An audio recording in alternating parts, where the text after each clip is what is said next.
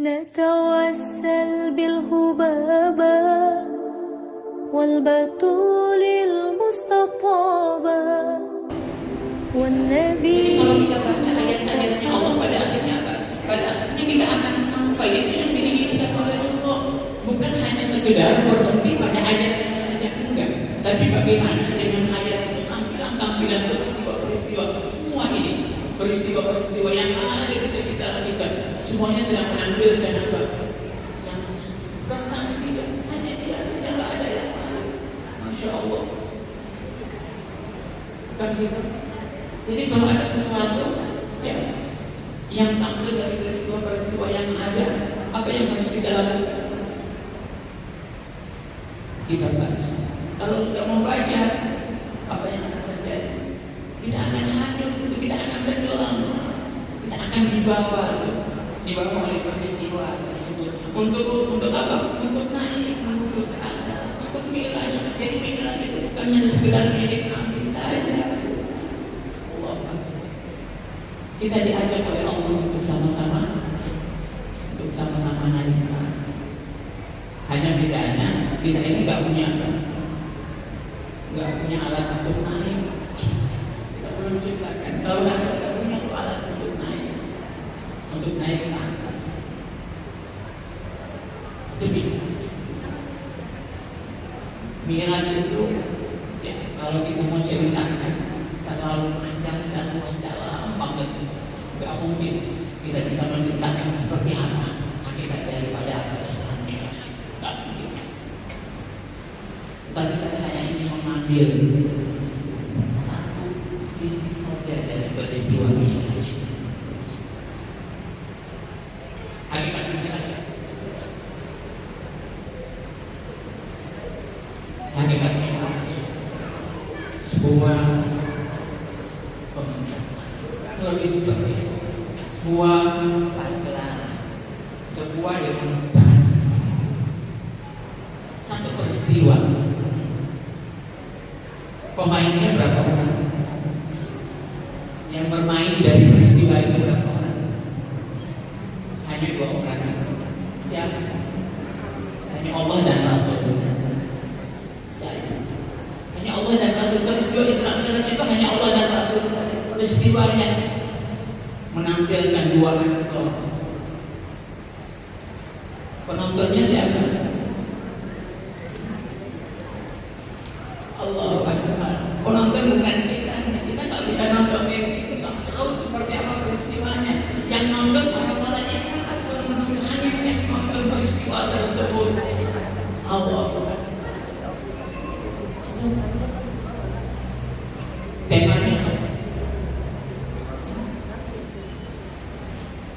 Temanya hanya cinta dan kerinduan. Allah Akbar. Cinta dan kerinduan aja, hanya tentang itu. Isra Mi'raj hanya berbicara tentang kerinduan dan cinta. Rindu dari siapa? Rindu dari 2 aktor ini. Sama-sama merindu Allah, merindu Rasulullah juga merindu. Sebab kalau hanya satu yang merindu, tidak akan ada peristiwa pertemuan. Hanya akan bertemu setelahnya. Bukan? Harus dua-dua merindu. Di balik kerinduan ada apa? Ada cinta. Seandainya nggak ada cinta, nggak mungkin orang bisa merindu. Cinta dipupuk, cinta lahir. Kapan cinta bisa muncul? Ketika melihat semua peristiwa yang ada di sekitar ini akan lahir. Ya Allah, betapa banyak tampilan-tampilan di alam semesta ini. Allah tampilkan semuanya. Untuk apa Allah tampilkan? Hanya untuk menyampaikan bahwa aku itu seperti ini. Allah berikan kenikmatan, Dia berikan kasih sayang, ya Allah, Dia tampilkan, Dia berikan sama kita. Hanya untuk apa? Hanya untuk memancing agar kita itu benar-benar apa? Benar-benar ingin mencari tahu siapa yang memberi nikmat. Itu saja. Allah. Makanya ada dalam salah satu munajat bagi Rasulullah Allah. Kalau Anda baca munajat tersebut, Allah, Anda pasti akan malu dan tersungkur kepada Allah. Apa yang Allah bilang? Apa Rasulullah bilang dalam Tuhan, Engkau itu dilawan, Engkau dilawan. Tapi apa? Engkau terus mencurahkan nikmatmu seakan-akan Engkau itu gak dilawan oleh hamba-hamba. Kita terus membangkang kepada Allah, bangkang melalaikan perintah Allah, tapi Allah apa? Terus santun sama kita, terus diberikan apa? Diberikan kasih sayang, terus diberikan kasih sayang. Seakan-akan apa? Allah itu enggak merasa bahwa kita itu melawan Allah. Untuk apa Allah berikan kenikmatan kepada kita? Untuk apa? Supaya kita itu mau apa?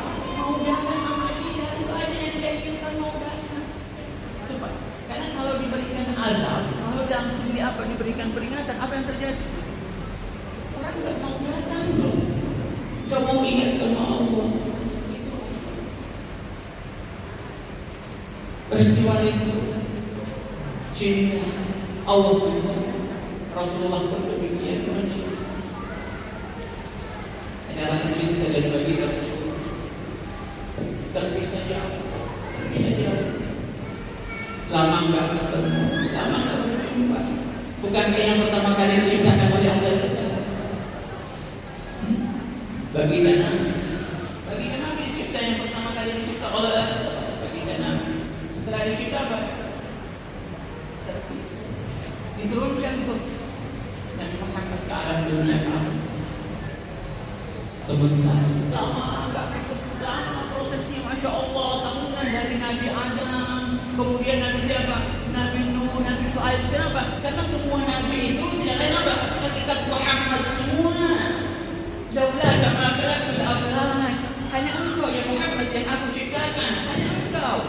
Tapi kemudian apa? Allah tanamkan itu hakikat Muhammad, Nur Muhammad di dalam sulbi setiap siapa? Setiap hamba-hamba Allah. Di dalam diri kita ada sulbi Muhammad, ada hakikat Muhammad yang ada di dalam diri kita. Walaupun Muhammad telah meninggal, tapi hakikat Muhammad tetap ada di dalam batin kita. Sebab kalau bukan Muhammad, kalau bukan salawat, manusia tidak pernah akan bisa bernafas. Nafas kita adalah salawat kita kepada kita. Makanya kenapa? Orang kalau nggak bersalawat itu seperti orang mati. Hanya salawat yang menjembatani kita dengan kehidupan, dengan Allah. Makanya banyak salawat. Jangan lupa salawat, kita itu nggak bisa bernafas kalau nggak ada salawat. Makanya sholat. Anda sudah salam? Mau tahiyat akhir. Kira-kira apa yang kita baca? Apa yang disuruh baca di tahiyat akhir? Salawat. Artinya Anda sudah mulai itu dengan takbir, udah bagus. Tapi kemudian Anda nggak baca salawat, nggak diterima, terputus. Artinya apa? Yang mengakhiri itu siapa? Nggak ada yang lain. Yang berjumpa siapa? Allah. Yang Muhammad.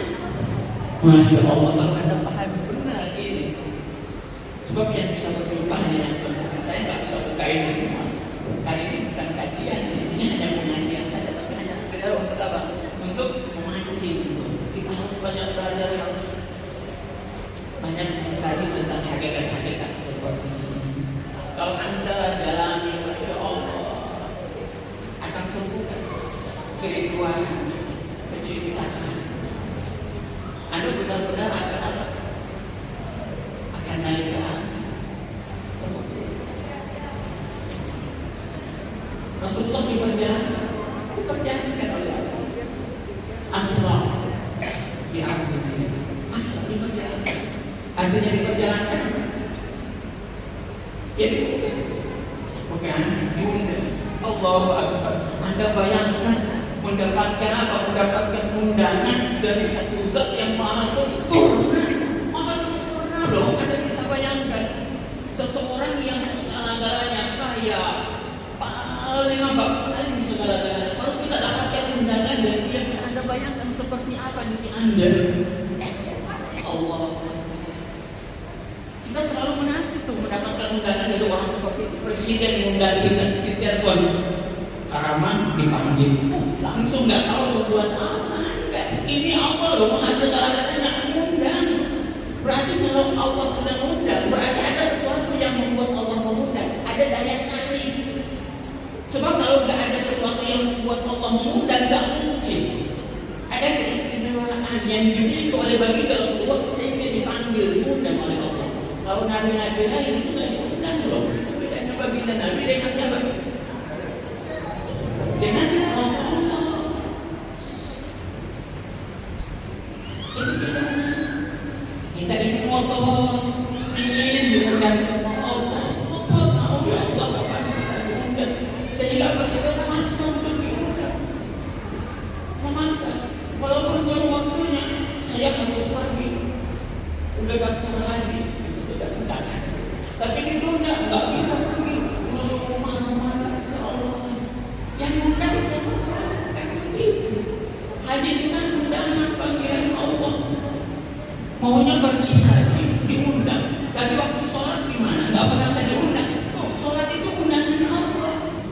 Kalau pada saat kamu sholat, anggap itu seperti naik haji. Itu seperti apa dirimu pada saat sholat? Apakah engkau benar-benar sudah merindu atau tidak? Kalau hanya haji yang kau rindukan sedangkan sholat kau nggak rindukan, berarti kau harus dipertanyakan tuh. Untuk apa kau berangkat haji? Untuk apa kau? Oh, itu aja. Karena kata Nabi, sholat itu apa? Sholat itu Mi'raj. Orang-orang mukmin jadi diawali dulu dari sini. Rasulullah jauh-jauh pergi Isra Mi'raj itu untuk ngambil apa? Ngambil sholat. Lalu hadiah Nabi anda peringati itu. Rasulullah peringati Isra Mi'raj, masya Allah. Tapi hadiahnya Rasulullah anda nggak jaga, anda nggak peringati. Allah berjaga itu alat naik kita itu. Hadiah Rasulullah ketika sudah berangkat naik menuju kepada Tuhan. Itu hadiah.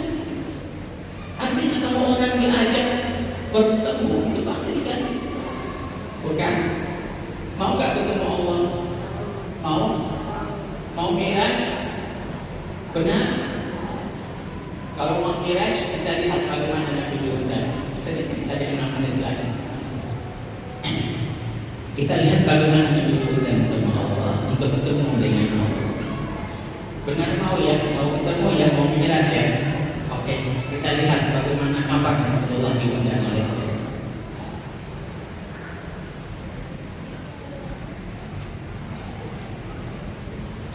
Rasulullah dipanggil oleh Allah pada saat baginda Rasulullah telah kehilangan orang-orang yang berjanji. Allah diawali dulu dengan kehilangan. Itu peristiwa terjadinya Isra Mi'raj.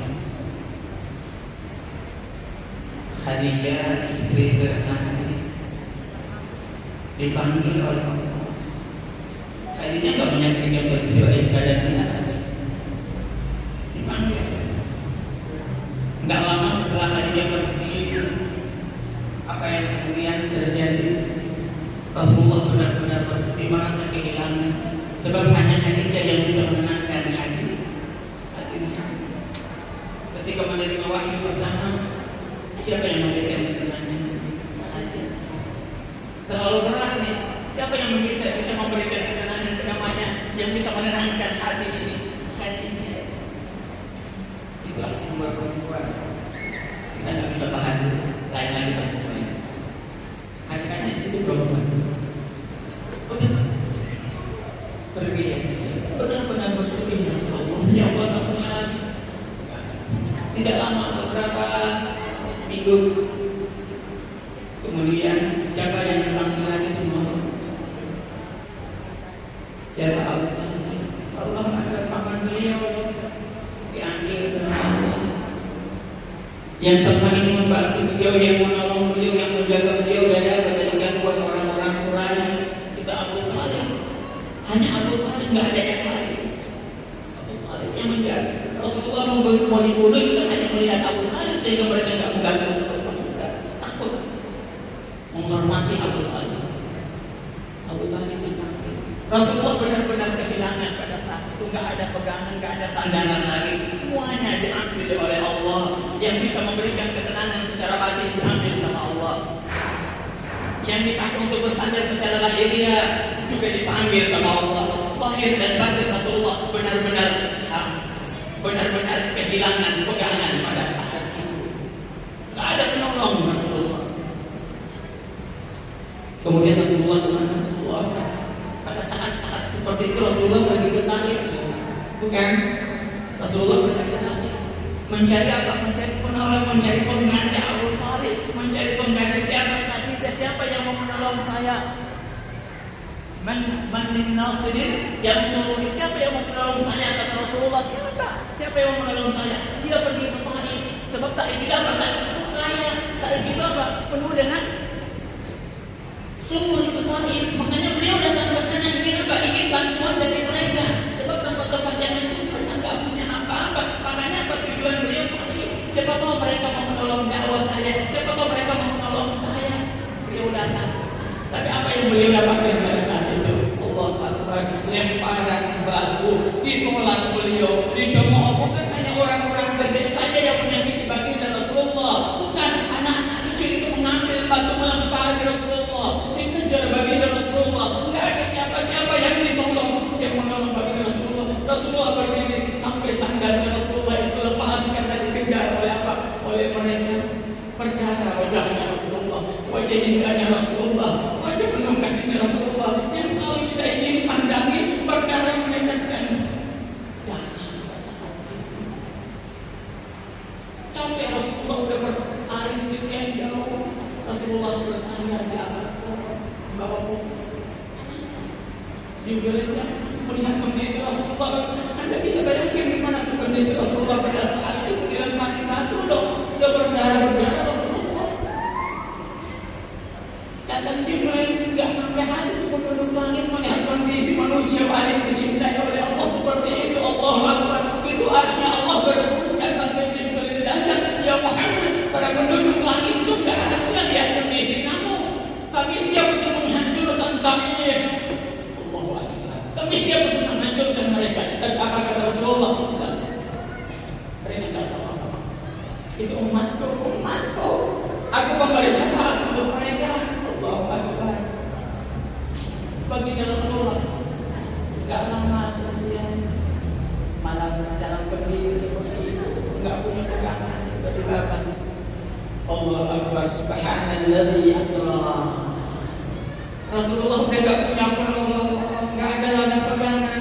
Rasulullah Allah bilang, udah datang sini wahai Rasulullah, datang. Aku akan menemani kamu. Allah Akbar, subhanalladzi, dipanggil oleh Allah itu baginda Rasulullah untuk berjumpa dengan Allah. Ketika sudah tidak punya pegangan dan sandaran itu. Jadi kalau masih punya pegangan dan sandaran, masih punya harapan dengan alam sekitar, jangan harap tidak akan bisa naik ke atas. Tidak bisa. Nanti ketika hilang itu semua, baru kamu akan bisa naik. Sholat akan menjadi mi'raj untuk menuju kepada Allah. Allah itu tidak mau melihat setetes saja, setitik saja dalam hati kita ada selain Allah. Berat memang untuk menjadi kekasih Allah, tapi itu yang diinginkan oleh Allah, oleh baginda Rasulullah. Yang aku inginkan hanya untuk menjadi kekasihmu ya Allah. Enggak ada setiap saat Rasulullah hanya memikirkan bagaimana bisa menjadi kekasih. Hanya itu doanya. Makanya ketika Rasulullah sudah naik, saya nggak bisa ceritakan panjang dari peristiwanya, ya. Naik, sudah sampai di depan Allah, di Sidratil Muntaha. Allah Akbar. Ya, Jibril ada udah nggak bisa masuk. Ini Sidratil Muntaha loh. Allah, ini Sidratil Muntaha. Itu kalau Anda lihat proses perjalanan, Jibril hanya sampai mana? Jibril hanya sampai di sini. Itu kalau misalnya kita simbolkan dengan apa? Dengan Baitullah. Di mana itu? Jibril itu sampai mana? Hanya sampai di Masjidil Haram. Sampai di masjid, itulah Jibril. Ketika kamu melangkahkan kakimu masuk ke dalam Masjidil Haram, itu bukan lagi tempatnya siapa? Bukan lagi tempatnya Jibril. Jibril hanya sampai di pintu mengantarkan diri untuk masuk ke depan masjid. Setelah engkau melangkahkan kakimu untuk masuk ke Masjidil Haram, itu hanya antara dirimu dengan nggak bisa ada yang lain. Jibril saja nggak bisa masuk, apalagi urusan-urusan dunia, urusan-urusan proyek. Kita ini nggak masuk ke Baitullah, melihat Baitullah yang kita pengen proyek jabatan, kita datang ke sana. Allahu Akbar, terlalu nggak bernilainya perjalanan Baitullah kalau hanya itu yang kita inginkan. Bukan itu perjalanan.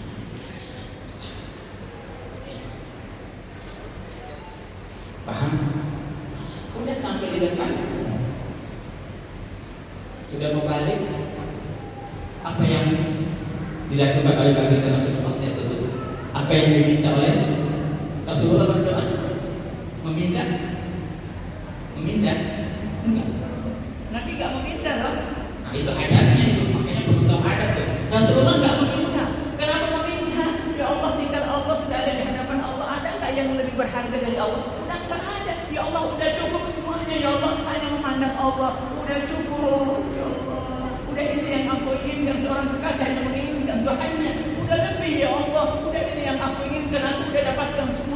masalah terlalu kecil ketika engkau sudah memandang Tuhanmu. Masalah itu gak ada apa-apanya dari siapapun juga kalau engkau sudah berada di hadapan Allah. Allah ringan semuanya, hilang semuanya, gak ada nilainya itu semua. Makanya apa? Rasulullah tidak meminta apa-apa selain apa? Selain memuji Tuhannya. Subuhun, kudusun, subuhun, kudusun. Terus hanya memuji Tuhannya. Hanya itu yang keluar dari mulutnya Rasulullah.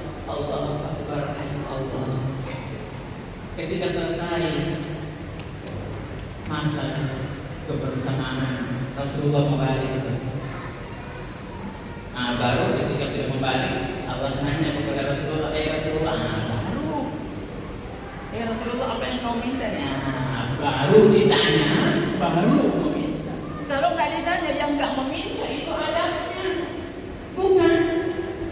Makanya perlu ditahu tuh, sudah berjumpa nggak? Harus kamu tahu hatimu udah ketemu nggak? Kalau belum ketemu sama yang punya rumah, ya jangan dulu meminta sesuatu.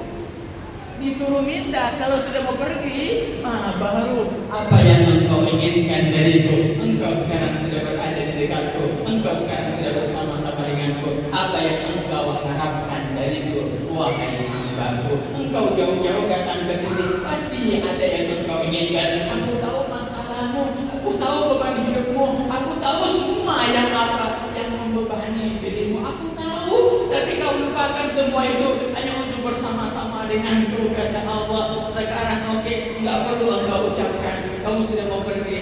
Apa yang engkau inginkan dariku? Harus ada sesuatu yang engkau bawa. Nabi minta apa kepada Tuhannya? Apa Nabi minta? Apa Nabi minta? Tahu anda apa yang diminta sama Nabi? Kira-kira anda kalau sudah ditawarin sama Allah seperti itu, ya pejabat tuh presiden sudah mau pergi, anda ditawarin, anda apa yang kau minta nih? Mau pulang? Minta apa kita? Banyak dia kita nih, list saya nih. Langsung.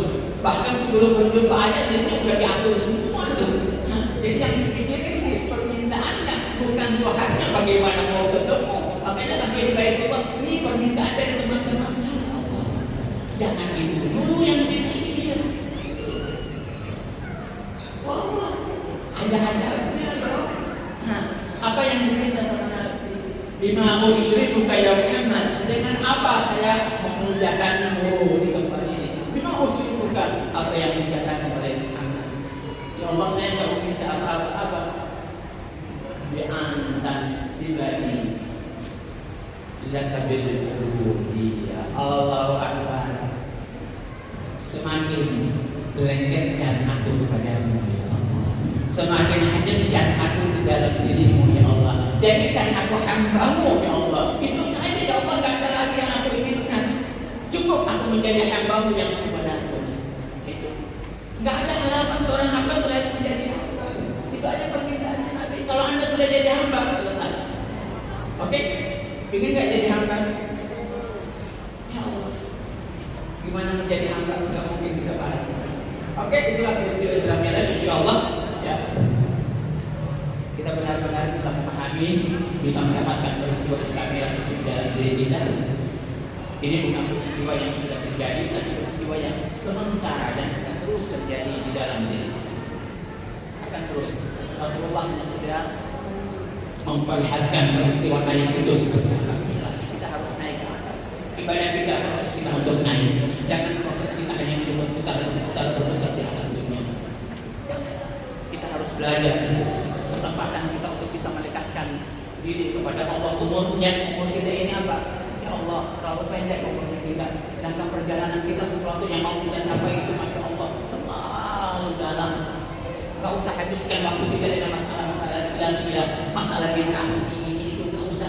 Peristiwa Isra Mi'raj memang ada di zaman Nabi, tapi kalau engkau bisa ingat Nabi dengan Isra Mi'raj, bisa ingat Allah dengan Isra Mi'raj, apa ruginya? Kenapa enggak? Semua peristiwa yang ada di alam ini hanya cara kita untuk bisa dekat dengan Allah. Kalau kita cinta kepada seseorang, jangan lihat apa yang kita berikan. Ini hanya bentuk kecintaan kita. Setiap orang punya bentuk untuk melahirkan cinta dia. Ada dengan memberikan bunga, ada orang yang dengan cincin, ada orang yang dengan uang. Jangan kamu merasa bahwa apa yang kamu berikan itulah yang terbaik. Enggak, semua orang punya jalan. Jangan bid'ah-bid'ahin jalan-jalan yang lain. Syukur-syukur kamu bisa jadikan itu jalan untuk dekat dengan Allah. Itu aja. Kita ini kan belum tahu udah dekat, udah sampai Allah. Kalau orang mikirin dirinya, nggak ada waktu tuh untuk mikirin orang lain, nyala-nyalain gitu. Udah fokus ke dalam hati. Jangan takut, kita ini sedang menuju kepada Allah. Jangan takut. Kita serahkan diri kita kepada Allah, pasti Allah akan selamatkan. Allah akan menolong kita. Tapi kalau kau serahkan dirimu kepada Ustaz nggak bisa nolong kamu. Bisa saja Ustaz sesatin. Itu aja. Allah, kita hanya Allah saja. Ini hanya media saja, Ustaz itu hanya media. Jadi jangan takut, hanya jalan untuk menuju kepada Allah. Tapi kalau kamu sadarin sama Ustaz, kita nggak. Ustaz hanya bukan Islam. Tapi kalau kamu mendekatkan diri sama Allah, semuanya akan jadi wasilah kamu untuk dekat sama Allah. Oke? Itu aja. Saya rasa demikian. Insyaallah kita akan melakukan beberapa kegiatan yang kita akan lakukan. Ya. Kita akan doa sholat taubat ya. Kita akan sholat taubat. Kemudian setelah kita sholat taubat, kita akan doa, kita akan mengajar, kita akan merasakan bagaimana peristiwa Mi'raj secara langsung ya. Kita harus banyak bertaubat Ibu. Ini awal kita ya. Ini awal dan akhir kita seperti itu. Ya Allah, awal saya untuk apa? Untuk mendekatkan diri kepadamu, dan akhir saya untuk berbuat dosa. Itu hakikat taubat ya. Itu awal kamu untuk mendekatkan diri sama Allah. Ya Allah, saya palingkan semuanya. Sekarang saya ingin datang kepadamu ya Allah. Itu taubat. Jadi kalau Anda mau sholat taubat, kamu seperti itu niatkan di dalam hatimu. Ya Allah, saya mau datang kepadamu ya Allah. Hanya Engkau yang saya inginkan. Saya udah capek dengan maksiat, saya udah capek dengan semua nih kejauhan dari itu. Insya Allah itu ikrarkan di dalam hati kita. Allah pasti akan selamatkan. Allah pasti akan. Itu hakikat taubat. Oke, kurang lebih seperti itu dari saya. Wabillahi taufiq wal hidayah. Wassalamualaikum.